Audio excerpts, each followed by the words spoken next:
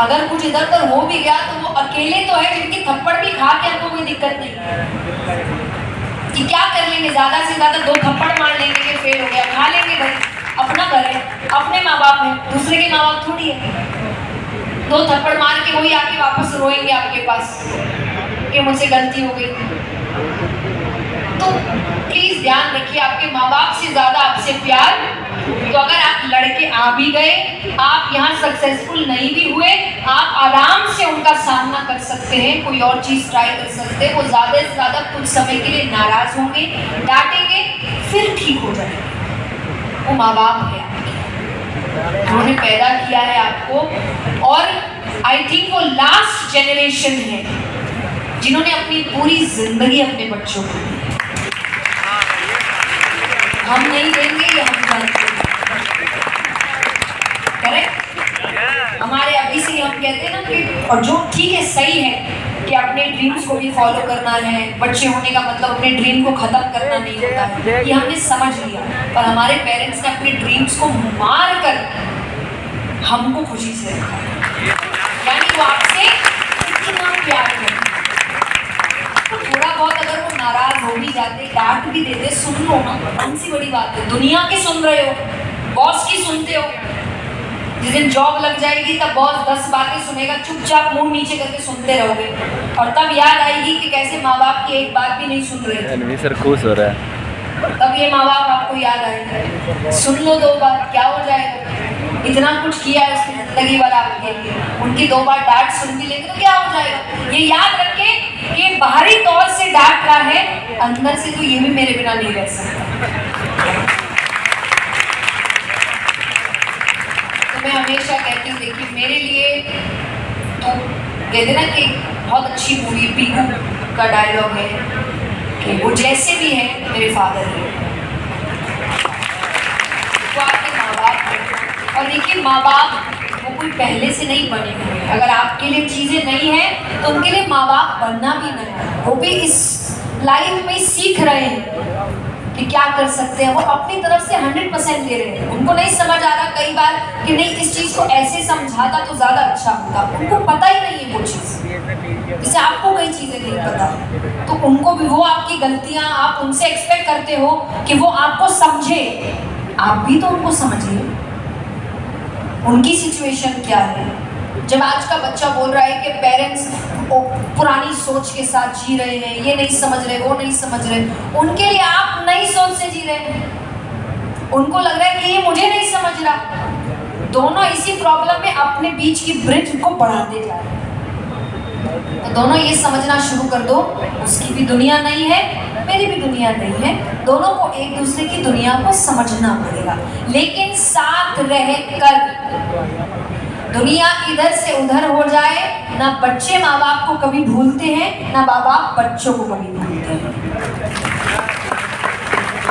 ये बात याद रखिए, और जैसा मैंने स्टार्ट में कहा था, please as students remember this, उनके लिए आप खुश रहें और आप रहें, ये सबसे इम्पोर्टेंट, और कुछ नहीं। ये आपका हमारा शो लाइव भी जा रहा है, तो एक बच्चा लगातार मुझे मैसेज कर रहा है, आपको शायद देख रहा है, तो ये संकोच हो रहा है, सवाल में पूछ लेता हूँ फिर भी। वो ये कह रहा है कि आपने भी बोला कि हम भी शायद ऐसे पेरेंट्स बनेंगे, तो वो पूछ रहा है कि आप शादी कब करेंगे। ये क्वेश्चन इतना पूछ लिया गया है मुझसे, इतना ज़्यादा पूछ लिया गया है कि मैं इस क्वेश्चन से इतना इरिटेट हो चुकी हूँ कि मैंने लिटरली अभी, हम जब मेरे पापा मेरे साथ थे पिछले इवेंट में, और मैं उनसे पूछ रही थी कि पापा मुझे इतनी परेशानी होती है, कि पापा ने बोला बोल दो बेटा नहीं करूँगी।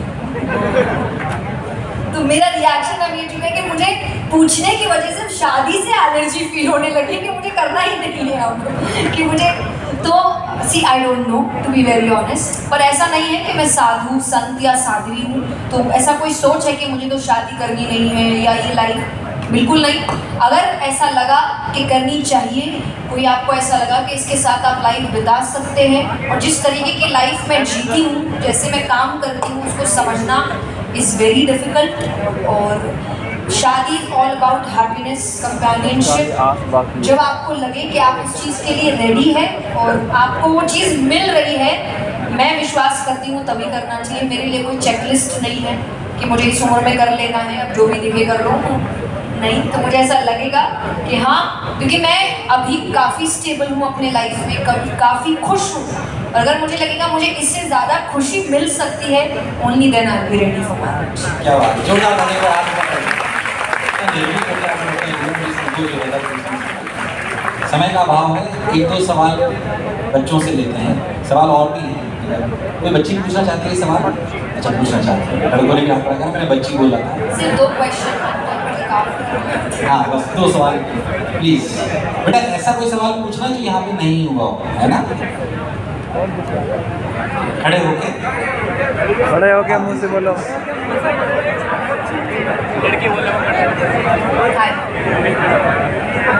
बेटा ऊपर माइक ऑन नहीं है माइक।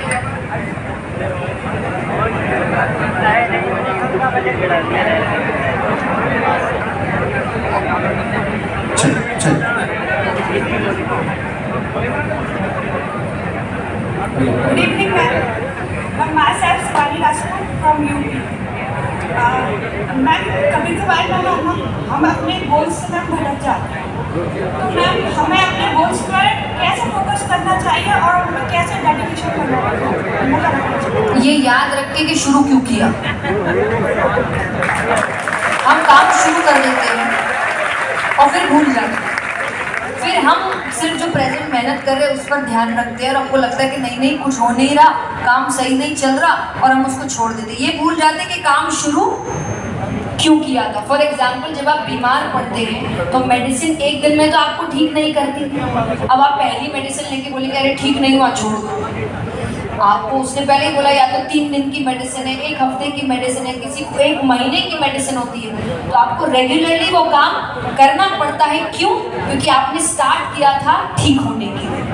तो आपने जब कोई आप काम करने आते हैं, कोई स्टडी के लिए आते हैं, डिग्री के लिए आते हैं, आपने काम क्यों शुरू किया था? डिग्री के लिए, पढ़ाई के लिए, जॉब के लिए, जो भी आपके अपने रीजन हो सकते हैं। अब जब तक वो ना मिले, आपको याद रखना कि जब तक वो नहीं मिलेगा मेरा काम रुकना नहीं, मुझे चलते जाना। अब रुकना तो सीधा उस काम पर ही है। उसके लिए मुझे कितना भी टाइम लगे, कितना भी लंबा रास्ता हो, मंजिल तक तो पहुंच।